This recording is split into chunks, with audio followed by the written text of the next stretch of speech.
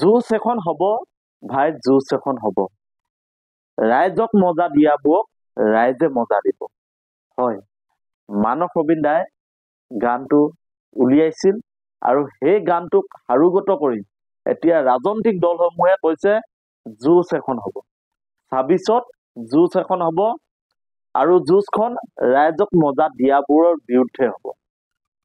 আজি কংগ্ৰেছেও কৈছে জুচ এখন হব। কংগ্ৰেছৰ নতুন সভাপতি গৌৰৱ গগৈ ডাঙৰীয়াই কৈছে জুচ এখন হব। আজি ৰাইজৰ দলে কৈছে জুচ এখন হব।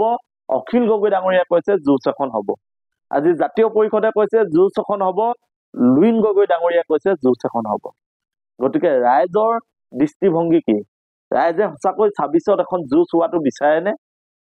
জুচখন ৰাইজক মজা দিয়াবৰ বিৰুদ্ধে হব লাগে।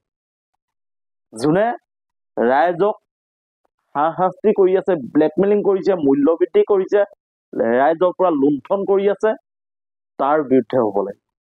আৰু সেইবাবেই এখনৰ পিছত এখন ৰাজনৈতিক সভা হৈছে আৰু প্ৰত্যেকখন সভাত এতিয়া প্ৰত্যেকটো দলেই কৈছে যে জুচ এখন হব ভাই, জুচ এখন হব।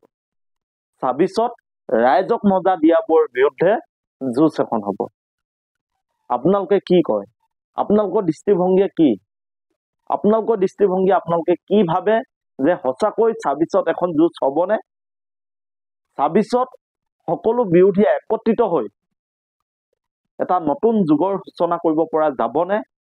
সঁচাকৈ ৰাইজৰ যি সমস্যা, জাতীয় জীৱনৰ যি সমস্যা, বৃহৎ নদী বান্ধৰ যি সমস্যা, মূল্যবৃদ্ধিৰ যি সমস্যা, নিবনুৱা যি সমস্যা, এই সমস্যাবোৰক লৈ সঁচাকৈ এখন যুঁজ হবনে?